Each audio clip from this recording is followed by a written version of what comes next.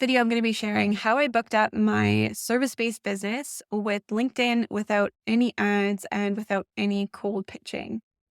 My name is Leah Mazur. I have a pretty small Facebook ads agency. It's just myself, a couple contractors, and I focus primarily on Facebook and Instagram ads, but I do other forms of paid social and Google ads as well.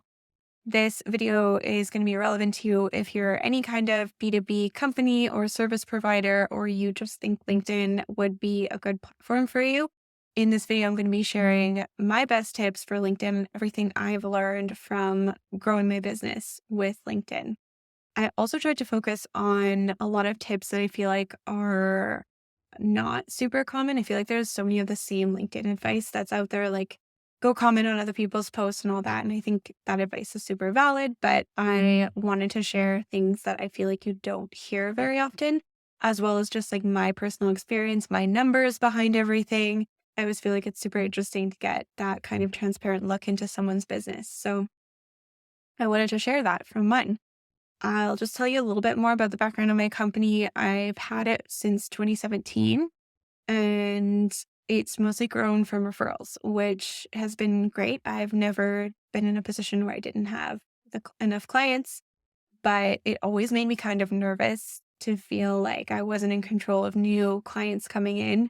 So with LinkedIn, it's been really amazing because I feel like I finally have something that I can control, and that is consistently bringing in new leads for me.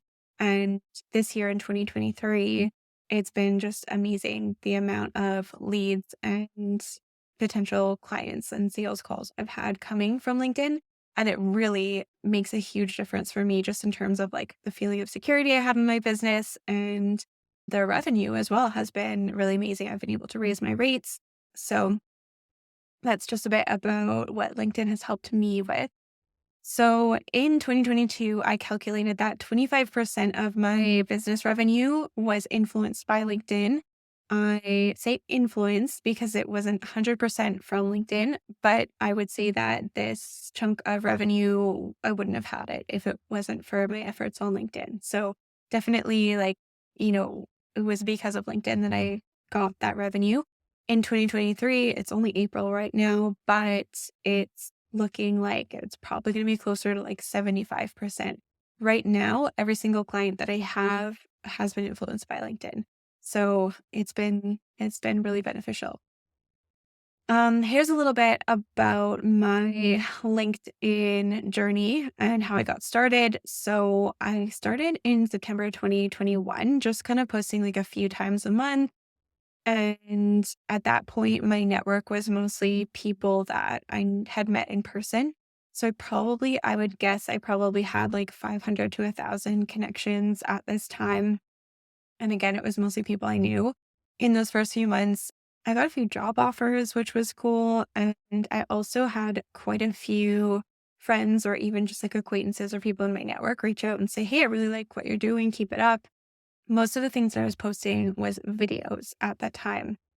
In December, I decided to try cold pitching, which was not successful for me. And December was probably not the best month to do it because of the holidays, but I started actively connecting with people that I felt were potential clients.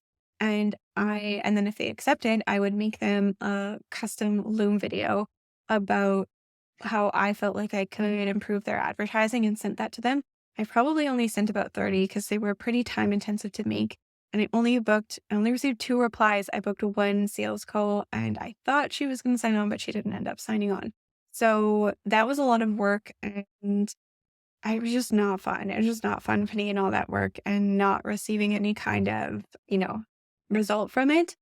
The other thing is that I just personally hate cold pitching so much that I just didn't feel good about doing it. But I just felt like, so many people were doing it. I thought I would try it. And yeah, I wouldn't do cold pitching again. And so I'm still posting pretty like infrequently, like maybe like once or twice a week at this time. In February, I got my first client from an existing connection. So by that, I mean, she was actually my prof in university like 10 years ago. And I had connected with her, 10 years prior, and my content had kind of like resurfaced me and what I do. And so she hired me from that, which was cool. And then in April 2022, I feel like that was a big milestone when I got my first like completely cold clients. So someone that I had no idea who they were, they didn't know me, and they signed on. They said that they told me that my videos were a big part of it. They really liked that. I feel like video content is a really good way to build trust quickly with your audience because they can kind of get to know you pretty quickly. In July 2022, that was when I was kind of like, okay, I'd started seeing some traction for LinkedIn and I wanted to be a lot more intentional with my growth. So that was July of last year when I was like, okay, I'm going to double down and really focus on that.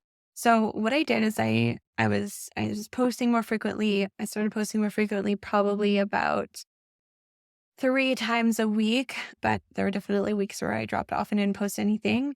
And I started intentionally sending requests to people.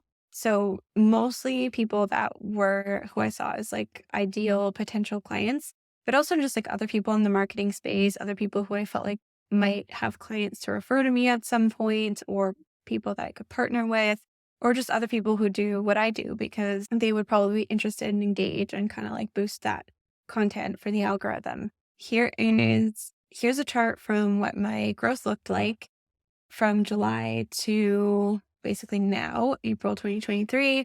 So I had an average monthly growth of about 350 a month. So I started with around 2,000 people in July.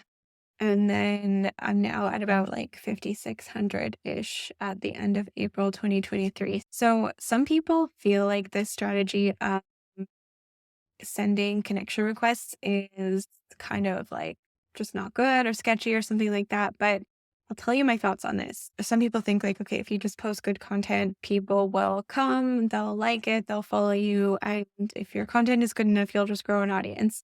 And yes, your content needs to be good as like a baseline, like requirement for being a creator with a following.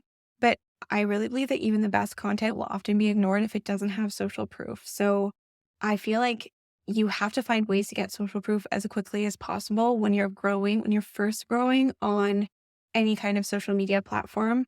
And I just think that initial few thousand followers on any platform is such a slog and it can take years to get that initial growth. And I think anything that you can do to try to like speed up that process is totally valid. I always tell people when they're starting on TikTok, promote your account until you get your first 500 followers. No one wants to follow an account that has like just like a few followers, right? And the same thing is true on LinkedIn. No one's going to engage in with your content, even if they see a post that they really like and they go to your account and they see you don't have any followers, like they're just going to feel like, okay, this person isn't like this was probably a one-off or whatever. So I feel like it's kind of like a chicken and egg thing where you need that social proof to get more of it. So do what you can to give yourself a leg up in the beginning. That's my thought on it.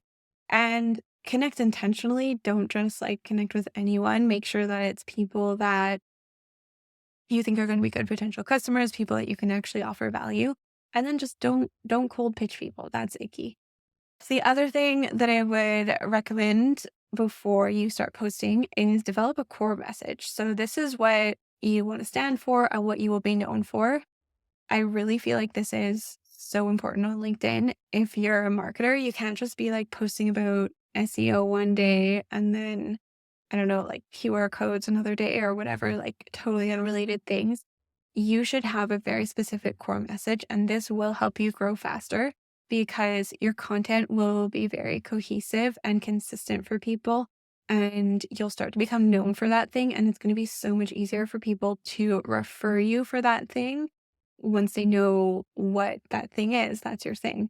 And so develop your core message, figure out what you want to stand for, and try to link all of your content back to this in some way. It doesn't have to be 100% of your posts linking back to it, but the majority of your posts, people should see that and be like, oh, this is what Leah talks about, or this is what this person talks about. And they should be able to even like after a few months of following your content to see a post and know that it's from you. And then from there, you can optimize your profile for your core message.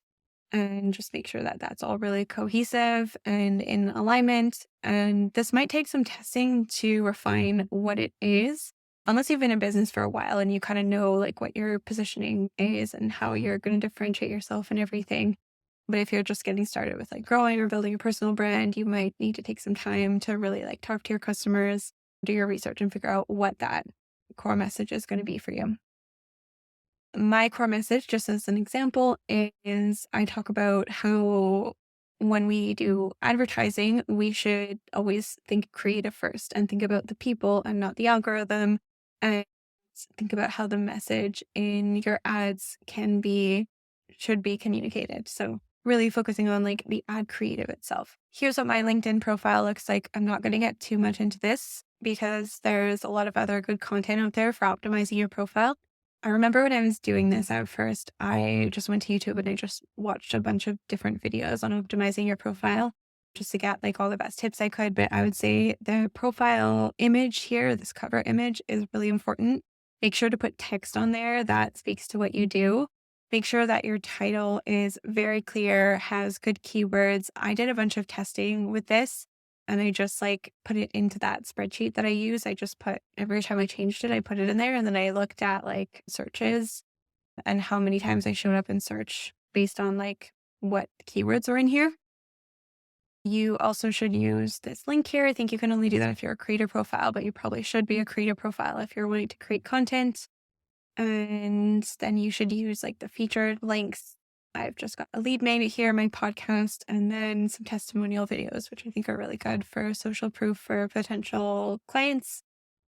And then you want to make sure that this all speaks to your core message. I have, identifying the messaging, making incredible ad creative, make ads for people, and then make sure you clearly outline like how you can help people, like what can they actually hire you to do or what are you actually selling? And then social proof is always valuable.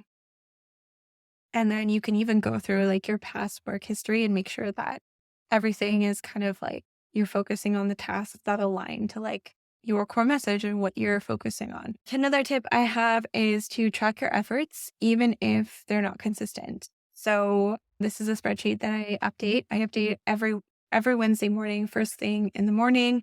It's a fun task that I look forward to every week. And I just put my numbers in here and I put how many posts, how many followers, how much I've increased that week, and then profile views, impressions, and search appearances.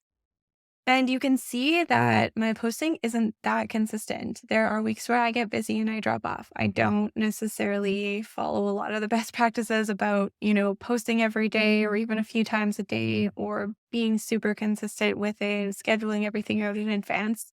I think that is something, if I had to hold myself to that standard, I think it would prevent me from creating in the first place because I do all of my own content. I like doing all of my own content. I don't want to outsource it.